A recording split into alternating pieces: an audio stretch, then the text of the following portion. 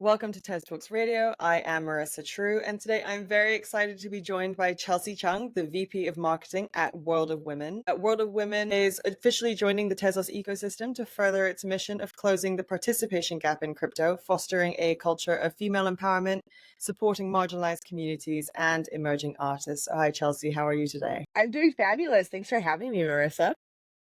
It's an absolute pleasure. So, as is customary on this show, I always want to start off with your personal story. So, can you tell me a bit more about your sort of journey into blockchain and Web3 and then eventually World of Women? Yes, of course. I like to say that in a way, crypto found me. This space found me. I wasn't necessarily seeking out, but it just continued to pop up in my awareness. I went through a lot of personal change in the year 2020, as did a lot of the world as we were going through, peak pandemic times and all, reevaluating our lives. I had for quite some time actually been preparing to take the leap from the corporate American world. I had worked in corporate America for the previous 11 plus years, always in very large organizations, always kind of on the marketing side, but always was longing for something more, was kind of seeking an industry that I felt like I had more personal connection to. And on the side, during my professional journey, I was training to be a coach. I was working with individuals and entrepreneurs. I was really passionate about supporting women specifically. I was doing a lot of women's groups and coaching and focusing on women entrepreneurs. In 2020, peak of the pandemic, I walked away from my corporate career and I set out to walk the entrepreneurial path. And in that process, also kind of realized that the grass is not always greener. There were certain things about the coaching industry that that I learned that I wasn't quite loving, and I was kind of in this like wide open space of really figuring out what was next for me. And in that time, it actually found out or I had made my first cryptocurrency purchases. It was also a time where I was kind of evaluating my own finances and becoming really inspired and motivated to take greater control and have more sovereignty over my finances. And I began investing in the stock market a little bit. I began, kind of experimenting with crypto just because I had been hearing about it, so often and so frequently. It just kind of kept popping into my awareness. And at that time, of course, we were heading into the bull run. I was watching my portfolio. Cryptocurrency really outperformed some of my other investments that I had made, and it really it caught my attention, and I wanted to learn more. So I began, reading up on blockchain and, the Bitcoin white paper, the history, the story, its impact kind of around the world. And as soon as I learned about like the core ethos of crypto and of, kind of the decentralized models, it really spoke to me on such a personal level. I've always been a little bit of a rebellious spirit. I've always been a humanitarian. I've always believed in the power of individuals and also how much we can really accomplish collectively when we are aligned towards certain aims. And so it really just spoke to those values for me, and I became really hooked. Went down the rabbit hole, as they say, and we know how deep that rabbit hole goes. At the same time, it was again really perfectly aligned that I met my current partner, who has been a cryptocurrency trader since 2016. It is his full-time gig. He lives and breathes the crypto blockchain, every single day. It is his number one passion. And so when we started dating and came together, I was just becoming really excited about it. I call him my crypto Sherpa. He really kind of showed me, everyone needs a crypto friend. I always say that, it can be such a difficult space to navigate, that having a personal connection that was able to walk me through it, made all the difference. And as we kind of, deepened our relationship, deepened our own explorations in crypto and blockchain together, again, I was re-evaluating my career and what I kind of wanted to do next. Things just things just happened, right? They just continued to move in that direction, and I became so passionate about just helping wherever I could. I was a member of the World of Women community through being an NFT holder prior to ever joining the team. I had gone to community meetups, around the world. Like I had traveled for World of Women. I had made connections with people from all over. It was so personally meaningful and such a beautiful opportunity for me that I stayed engaged with the community. So when the opportunity arose to support World of Women in a more official capacity, at the time I was also just doing consulting for other blockchain, based organizations. It was just like such a natural fit to say yes to WOW. And that's what brings me here today. That's amazing. I love that it started out with this personal quest to sort of understand this new domain. Throughout the journey, you fell in love, not only with the technology, but with another. And that I love the term crypto Sherpa as well, because I think if we speak to anyone in this industry, we all have that one person in our mind that really sort of held our hand and guided us through this entire experience. So you mentioned before that you were venturing into things like coaching, and basically I think the core passion was individual empowerment. So what was it that took you from sort of being a community member of World of Women to taking the leap to say, I want to do more here, I want to join the team? Like, what was that defining moment that you wanted to take part? That's a great question. I wouldn't say it was a defining moment. It was a gradual movement into this industry from a career standpoint. So, like luckily after I had left my corporate career and I was doing, coaching and some of my entrepreneurial work, I really had the grace of space, which really beautiful to be able to take the time and the space to not feel pressured about, what am I going to do next? I need to get a job. I was really being gracious with myself, and just because of my own, I know that I'm a personally passionate person. And so I knew that I couldn't just say yes to anything. I knew that my next endeavor really had to be something that, lit me up on another level.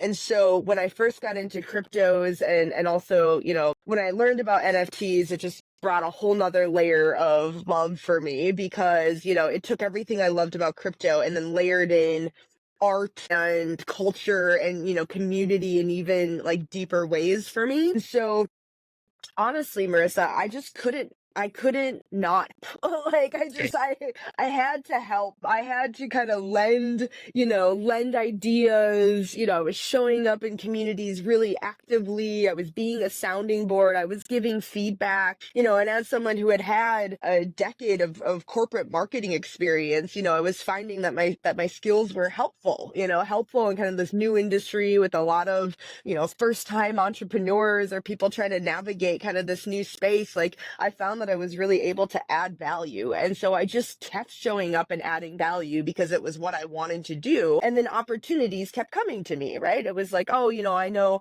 this person, they're trying to, start up, spin up a company. Would you be willing to talk to them or consult with them? And then I would do some consulting there and, another NFT company and they needed some leadership support and marketing. And so came in and helped there. And so it just kind of like all built on itself because I was literally just following what I was passionate by and like what opportunities were opening to me. So it all unfolded very naturally. That's another common element that I've discovered in this industry that I love so much, where kind of once you buy into the Web3 ethos, it doesn't really stand as simply as a job. It's very much you're entering this domain and thinking, what is it that I'm bringing to the table that I can offer to benefit the community at large? And that sort of effort, and also coming from, a corporate background into a space that is very much emerging.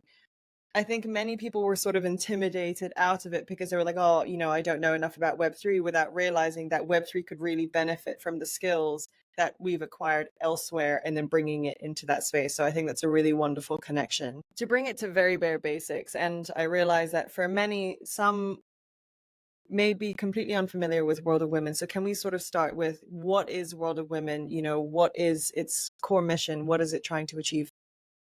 Yeah, so World of Women was founded, there were four founders, and one was a woman artist by the name of Yam Kar-Kai, and she was involved in the space and was producing her own NFT art. I would say she was one of the early artists and was finding success with her art. And as PFPs really started grow, she was observing them, she was watching, and she just really noticed how there were really a lack of PFPs that spoke to her as a woman, and really no PFPs that actually represented women at all. And so she had this vision for creating an art collection and a PFP collection to stand for the representation of women, and she was supported by four friends who really helped her bring this vision to life.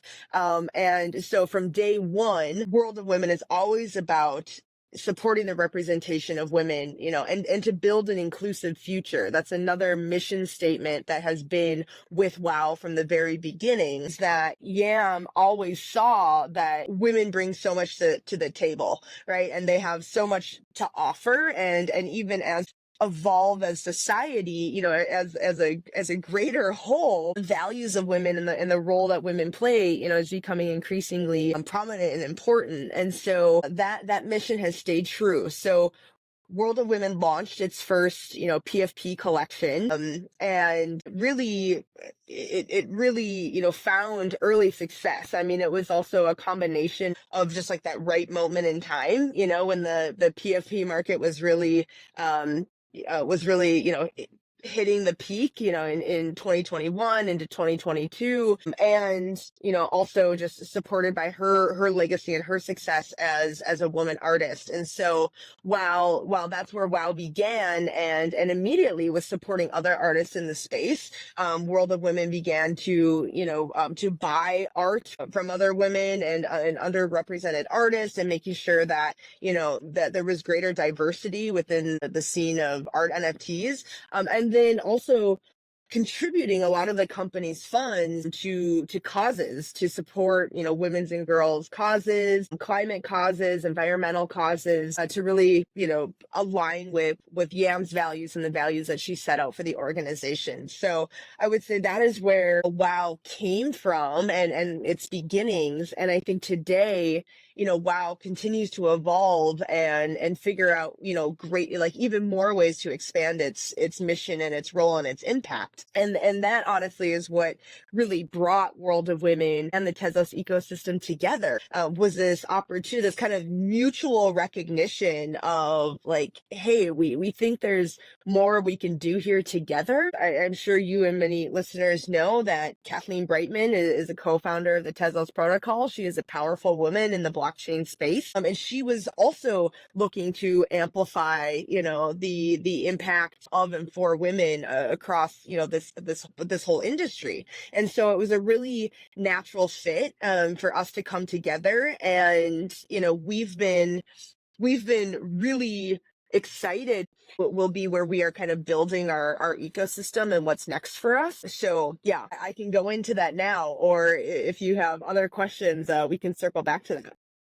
Before we jump into that, I do want to talk a little bit more about one of World of Women's core missions, which is to close the participation gap. So to help people understand, how would we define the participation gap? Because I was reading some statistics that I actually believe came from WOW, or a report that WOW shared, which was that roughly 37% of cryptocurrency holders are women, but only 27% of the Web3 workforce are women. And not only that, when it comes to startup funding, only 13% of startup founding teams are led by women that accomplish, sizable funding. So we've got gender disparity, we've got funding disparity, and we've got, like, I guess the broader term is participation disparities. How is that issue sort of crystallized within the World of Women community, and what's sort of the approach to tackling something as significant as that? Yeah, it's a big undertaking for sure. And especially when the winds are against you in some ways, or it's like I think many of us, depending on where you live in the world and the cultures that you grow up in. But I think many of us have grown up in a time where we have found a lot more gender equality than some of our mothers before us, our grandmothers, and so coming into this industry, it can be a little bit of a it's a little bit of a shock sometimes. I'm like, oh wow, we're still this far off, and we know that women are underrepresented in tech. We know they're underrepresented in finance. And so sure, it makes sense that, at the peak of the intersection of tech and finance, that we would see a greater underrepresentation as well. But those stats that you mentioned, there are some really great reports. A lot of those come from, I have to shout out Boston Consulting Group, which did do a look at the industry to try to understand the makeup of the workforce, right? And that's where a lot of those numbers come from. But from a participation standpoint, as you mentioned, in terms of cryptocurrency holders, the estimations are much higher. It is more promising.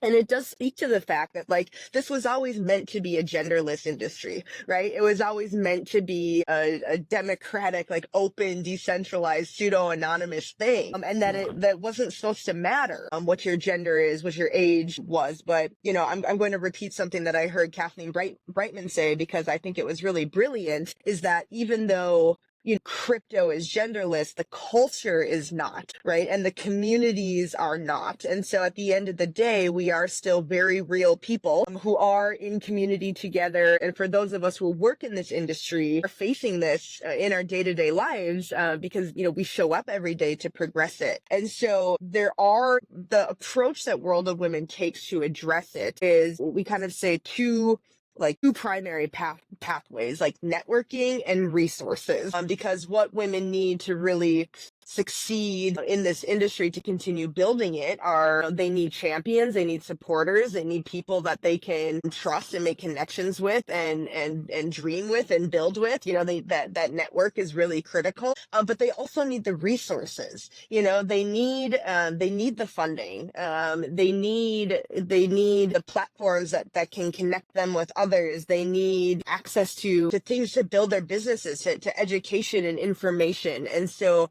through resources and network, that is how we are aiming to really support. And I think where World of Women can come and be a little differentiated, with our legacy and with the prominence that we are able to build, with our name and with our position as a leading community for women in the industry. And now powered, by the might of the Tezos ecosystem, there's so much amplification that can happen, and there's more we can do from a resource standpoint. And so, within the long-term vision of what we can roll, we do really envision kind of building this new economy, right? We have in this industry these tools and these resources and these models to experiment with new ways of supporting each other, with new ways of peer-to-peer support, with new ways of decentralized funding and allocation, right? So the DAO model is really interesting to us. And we kind of have this thesis or this idea. It's well, what happens when you build a new economy by women for women and you put them in direct control of supporting each other? What happens when we have an economy that is actually meant to flow and that is meant to be deployed, in support of women with vision? How can that flow continue to propel us all to really building this future that we envision? So from a marketing positioning standpoint, or from a segment standpoint, we're really doubling down on those women who really are building the industry, right? And again, that goes back to our mission of building an inclusive future, because again, we have a thesis or believe that if we have more women building this space and creating experiences and brands and products, that are inclusive of feminine values, and not necessarily designed for women, but only that they, are keeping women in mind or feminine values in mind, that will then help attract more women to this space. And, in my own kind of research or, digging through all those numbers and try to distill and make sense of it, my estimations based on the available data is that, there are 650 million women in the world, over 500 million women who are considering digital assets. And when we talk about making this a thing, making digital assets mass market, and making blockchain technology, usable, and have like use cases across industries across the world, right? Like I most of us want these things, right? We want them to, gain mass adoption. And mass adoption is not going to happen unless, women are part of that. We're 50% of the population. And we need to, we need to play a role. So it is a lot to chew, but, it's a lot to bite off and to work towards. But, as long as we can, again, really define those pathways and how we're going to support women through networking and resources, and we set our goals, and we measure that to see like the impact that we're making over time, we really do believe that we can be one of the organizations and one of the brands that is helping to pave the way, for that next 500, 600 million women into digital assets. What I love is that the mission isn't some kind of lofty goal. Like there's a meaningful strategy that's structured around it. It leverages the technology in ways that we've already seen used before, but just towards different audiences. And I completely agree with you. You said something that really stood out to me, which is, this is supposed to be a genderless technology, but you are right. Ultimately, the users are fundamentally human.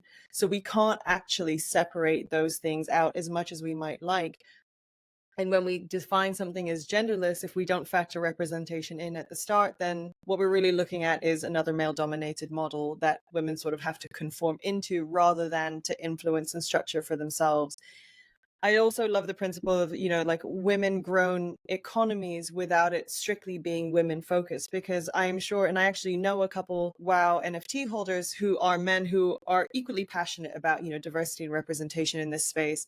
And it kind of goes to show that while this mission, I guess, is more geared towards targeting the underrepresented audiences, there are plenty of men who understand the value and importance of that are seeking how they can also contribute and how they can provide their influence or their skill set to uplift more people and like involve them into this space. We have our community today. We have 14,000, roughly 14,000 unique holders, within the WoW ecosystem. 60% of them are women, but 40% of them are men. And so, we are a very mixed community, and we pride ourselves on that. We love having a diverse community, sees the potential for, not only this industry to become mass market, but also like the values of like how we want to build the future, right? Like what kind of space do we really want to build this into? A lot of the men in our community have actually joined because they have daughters,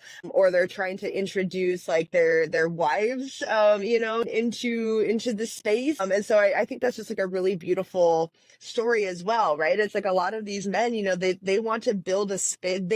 They have found so much excitement and passion and community and like just like beautiful things in this space that they want to one day bring their daughters into it. I think that's such like a lovely we will continue to kind of grow this mission together, regardless of your gender. But just one more comment on that in terms of the representation. I mean, this is just top of mind for me because I literally just put out a tweet after scanning through a very prominent conference that is coming up in a few months. I was looking at their X feed, and their last 20 posts where they have highlighted their speakers. There is not one woman that has been highlighted, and to me that's a problem. It's like we all, it's like we're all okay with it being being genderless, until you really like take a look at it and you're like, okay, are we okay with it being genderless, or are we just okay with it being male dominated, and having the men represented? Because when I look at that, I question, is this a place for me? Is this a conference that I will be welcomed at? Who are the speakers? Who can I learn from? I think of their list of 182 male Earth speakers total, 18 of them were women.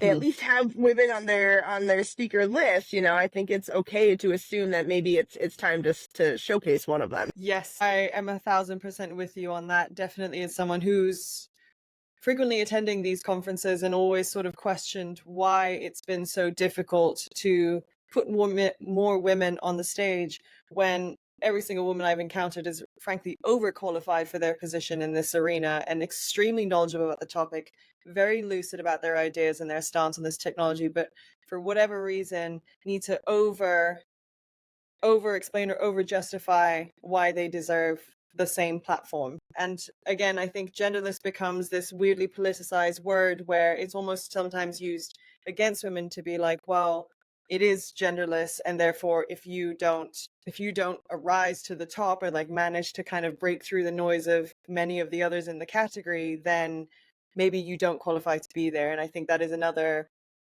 false argument that I think we often have to find ourselves I mean, fighting. that's not a new argument, right? It's the same argument that has, I think, been used probably throughout history pertaining to all types of people and all situations where there's majorities and minorities. And I think what we've learned from that is that that's not actually the case, and that representation matters, and that diversity matters. I mean, again, when you look at the statistics that are out, it's widely known that diverse teams perform better, that they, especially like in with innovation and creativity, that there's just like more ideas that come out. There also are statistics that support that, women founded companies actually generate, higher returns over a period of time. And I'm not trying to sit here and make the case that women are better by any means, but like the data shows that like diverse representation of all peoples is actually beneficial to. And I also believe that, when we're dealing with something like an emerging technology, namely blockchain and Web3, if we don't factor that diversity in at the start, we're going to make it much harder for ourselves to correct later on. And as you said, this is a problem that's prevailed throughout history. Whenever we have the opportunity with a new space, just like this one, that is the optimal point in time where we have to really force this discussion. And so I think seeing an organization like World of Women really take by the horns is admirable, but it's never to underestimate the challenge, because it's been difficult before and it will be difficult now. Yeah, exactly. Exactly. It is, as I mentioned earlier, there are headwinds, right? It's not an easy thing to take on. It's also not an easy thing to say that, perhaps there are certain things that are happening in the industry that, maybe we can do them differently, or, can we do them better, back to the mission of building an inclusive future, or ensuring that the future is brighter for all of us.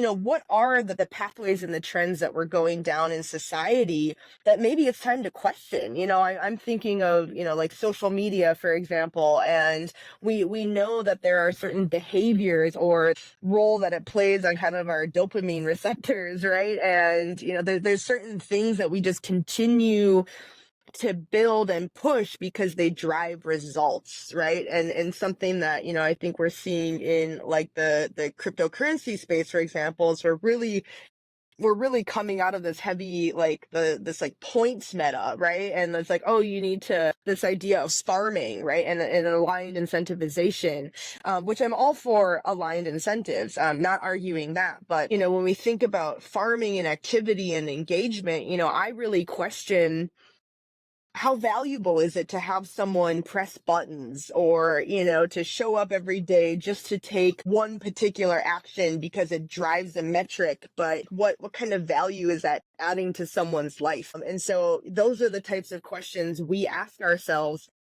internally as we continue to build out the plans for this ecosystem, and launching, a tokenized economy. Is like, well, what kind of behavior do we really want to foster? How do we actually want to bring people together in more valuable ways? And how do we ensure that whatever we're building is actually contributing to the type of world that we want to see, not just follow the meta because it's what is being done? And I think that's also a very critical point, because when many see, new projects launch, there is an assumed sort of course or track that it follows or dynamic that it's effectively going to embody, many of which argue is fundamentally unproductive. I personally think that there's plenty that could be changed in the dynamics that we're seeing. And so when you have entities that are consciously and meticulously considering how they want, or like, I guess the culture they want to foster and like the interactions they want to sort of cultivate, is again a very important thing to factor in from the very, very start. As we mentioned, World of Women has announced it's joining the Tezos ecosystem. That was just a couple months ago in June. Can you share a bit more about what World of Women is endeavoring to build within the Tezos ecosystem? And, like what can people look forward to as the Tezos community and the World of Women community merges?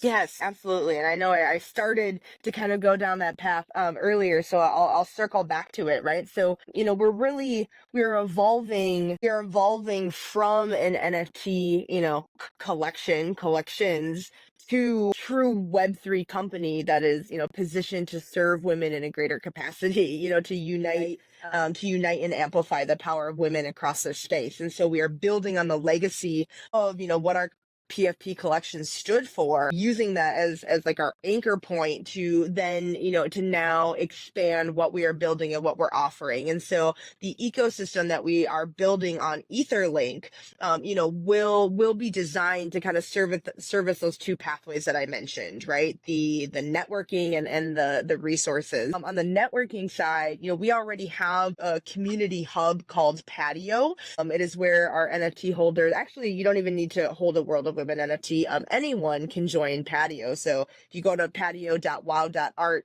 you can check it out and create a profile. And, it's still in its early stages, but we are a digital first global community. So how do we create experiences and products that keep us supporting each other and that facilitate greater connections, in a digital first world? And so that's what Patio is. And the goal is to move Patio basically onto Etherlink or continue to expand its on-chain capabilities, with, Ether, that also will kind of create a gateway to this like tokenized economy that I'm referencing, in which, we build kind of a utility based ecosystem that provides those resources to support women. And so those resources may be access to things like grants or launch pads, or, I kind of mentioned, the vision for a DAO, to bring people together, to be able to actually support women from a funding perspective, and to help close that funding gap of men raising 4 times the capital of women in this space. But additional resources, we have a long list of partners that we've worked with historically, and even more partners that we're talking to now to kind of round out our ecosystem with different, and product services, or, things that can support women as kind of they're on their trailblazing path. So, there will be the utility-based ecosystem, and then our Patio or digital hub, which is Etherlink enabled. So it sounds like World of Women sort of the center of gravity for a lot of this activity. So while we have that at its epicenter, there are so many sort of different other projects and activations in its orbit that are going to basically sustain and foster its mission further. Exactly. You just said it so much more beautifully than I did. And I love this. I'm glad that that's what you distilled from my description, because I think center of gravity is a really great way to put it. We also are looking to be kind of a hub of hubs or a community of communities, right? Because there are so many fabulous women who are building in this space, and so many of them who have brought together and fostered communities, right? There are already DAOs, there are already educational groups, there are companies that are founded by women or that are building products to support women. I mean, they exist. They are out there. And we at WOW feel like, we can now, again, it's the power of the Tezos ecosystem, is that we have the resources and the people and the legacy to build this foundation that can help unite us. And so, the last thing we would want to do is take away from any other woman founder leader organization, and instead build a decentralized ecosystem that actually can uplift and amplify them. And phrase of like center of gravity, right? And I also love it because we do have one of our secondary collections collections is called World of Women Galaxy. And we have kind of this concept about, stars and being in orbit and like attracting others. And, if you burn bright as a star and you have this gravity, like you pull others into your orbit. So you actually just made a very like lore based comment without even really realizing it. But it's very aligned to, but to how we see ourselves and what we see as the potential. So really, I'm really excited to see how we can scale this. And I know I touched on this before, but I think that is why we're very excited about Etherlink, because it does have the EVM compatibility. So it still works with everything that we've built up until this point, being an Ethereum based NFT company, but then allows us to utilize like the scale and the benefits of building on Etherlink and building with, foundational Tezos tech. So we really see this as like the right stack and the right resources and the right ecosystem to really help us scale. It sounds like effectively the progress of the technology is what's enabling World of Women to expand even more broadly. So I think there's like a beautiful parallel where we're not only seeing sort of the community and the ecosystem develop and accelerate, but as the technology also develops and accelerates, they sort of bolster one another. And as it comes to trying to advocate for the future of Web3, that is quite a beautiful harmony to see. Another critical question, and I understand in terms of what you've mentioned that Kathleen Brightman has said, and like there's sort of this alignment on the ethos behind this movement, but why else was sort of Tezos top of mind when it came to this sort of migration? Well, and I also believe that World of Women was top of mind for the Tezos ecosystem and for Kathleen. I think it was like kind of the mutual benefit of Kathleen also recognizing, looking at the space and understanding what brands were out there, right? And what companies were already doing this. Kathleen had a vision for supporting women in a greater capacity before, conversations even began about our organizations coming together. And so, I think there was some strong, alignment and the right, I think she saw, World of Women as a potential, right? So the more we connected with Kathleen and spoke to her, and then the broader Tezos ecosystem entities and meeting the Trilitech team and talking to the Tezos Foundation, it became really evident to us what an opportunity this really was. And I think, it's not only the tech, which we believe in, and that, it's been really great for me as someone who's been working more on the Ethereum ecosystem side to go to conferences, to go to like Consensus, for example, in Austin, and I was having conversations with people, and the reputation of Tesla's tech is so strong. It was great to hear that. It was great to hear the perception of the tech and what's possible, and that got me even that much more excited. But beyond the tech, which was the point I was trying to make, is that the connection, I mean, like Tezos is this is a big deal, like Tezos is like a major, one of the foundational like major L1 protocols. And so the learning and the connection and the access that the entities within this ecosystem have is incredible, and being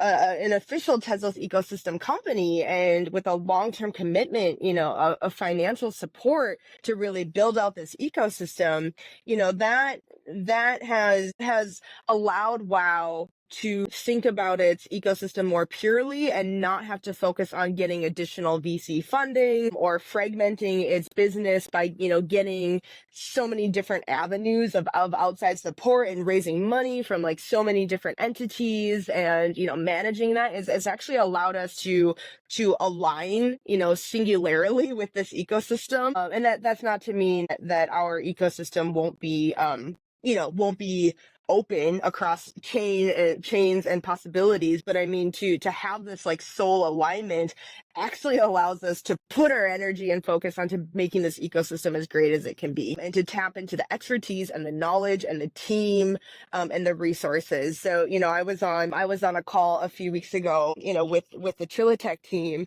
and I had made a comment, like, after talking about like the resources and the process and, how we go about kind of moving certain things forward. I literally stopped in that meeting and I was like, is this what it's like to be a Tezos ecosystem company?